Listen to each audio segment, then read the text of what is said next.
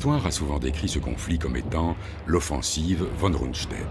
C'est à tort, puisque ce maréchal, commandant le front ouest, n'y croyait pas. Bonjour, je m'appelle Paul Pascal.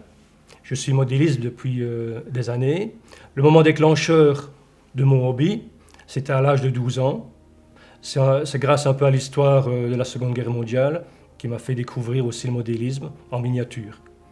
Et de plus en plus, j'ai fait des expositions un peu en Belgique, en France, et j'ai fait des connaissances avec des gens qui faisaient du modélisme aussi.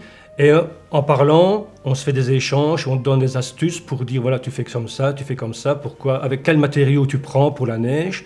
Donc moi, pour la neige, je prends de la sciure de marbre blanc, ce qui imite très bien la neige, et c'est un petit peu lourd, donc voilà, c'est ça. Regardez ce qu'on peut faire avec la sciure de marbre blanc. Et je prends pour imiter les arbres morts du thym. Je prends quelques branches et j'ai fait sécher. Aussi, ce qui est intéressant, pour imiter un peu les haies, je prends de la mousse dans les bois. Et en séchant, ça prend la couleur brun automnale, je veux dire. Ici, ça représente un char américain qui a été capturé par un groupe allemand pendant la bataille de Bastogne. Donc c'est pendant l'hiver. 44-45. Alors voilà, voici ici un diorama de Bastogne, de la place du Carré. Donc ce bâtiment-là existe encore, c'est le restaurant de chez Georgie. Avant, c'était un magasin de marchands de gaz et toutes sortes de choses. Ici, vous avez l'ancien café qui a été détruit avec le salon de coiffure.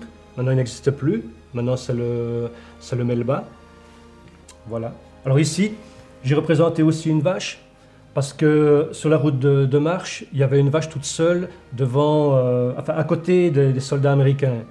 Donc les soldats américains n'ont jamais touché cette vache-là, donc elle a pu circuler dans tout Bastogne. Alors le prochain diorama, c'est le magasin de Givre. Donc c'était un ancien marchand de parapluies, chapeaux, tannerie et tout ça. Donc ici, M. de Givre m'a fait des photocopies du magasin de ses grands-parents et de ses parents, que j'ai refait en modèle réduit. Donc une autre source aussi, c'est la documentation sur des livres historiques. Ce que j'aime aussi, c'est regarder la série de Tom Hanks, Band of Brothers. Comme ça, je peux me mettre dans la peau du personnage. Là, je peux revivre ce que les Américains ont subi pendant les bombardements allemands dans le Bois-Jacques, à Foix. Pour faire des figurines, donc je vais me fournir chez un marchand de modélisme, ici à Bastogne. Et puis après, j'achète la boîte. Et puis je me base sur la documentation, sur des livres ou sur des DVD, documentation en DVD. Ce qui est un peu dommage, c'est qu'il n'y a pas beaucoup de documentaires en couleur. Donc on doit essayer de se baser sur des images d'époque qui sont très rares pour les civils. Les personnages, c'est le montage, c'est en pièces détachées. On doit avoir une fiche avec le mode d'emploi, donc on les colle. Une fois que le personnage est collé, comme ceci,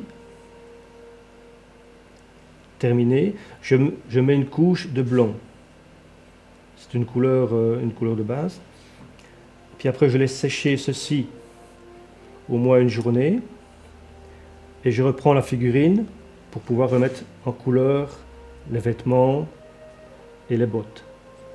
Donc une fois que ceci est terminé et que la couleur est bien sèche, je prends de la couleur à l'huile et je commence à faire tout doucement le visage sans trop mettre de couleur à l'huile. Je laisse sécher ceci 1 heure et après 1 heure, je prends un coton-tige pour pouvoir étirer la couleur de l'intérieur à l'extérieur, pour pouvoir faire les ombres des yeux ainsi que entre le nez à moustache et la bouche, ainsi que les mains. Comme vous voyez ici, on voit vraiment l'ombre entre les doigts. Alors une fois que tout ceci est terminé, je me documente pour pouvoir recréer une scénette, comme ceci par exemple. Les figurines allemandes, on a plus de choix que les figurines américaines, parce que les figurines allemandes, on a plusieurs boîtes, soit hivernales, ou printemps, ou pendant la bataille de Stalingrad, ou dans toutes sortes de batailles. Donc les Américains, c'est plus ou moins rare, je veux dire. Ce qui existe pour prendre contact pour les expositions, c'est de bouche à oreille.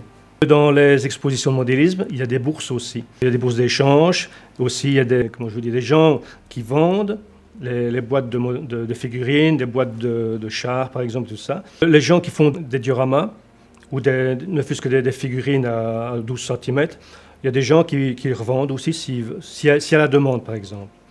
Mais autrement, comme moi, c'est une valeur sentimentale, quoi, je veux dire.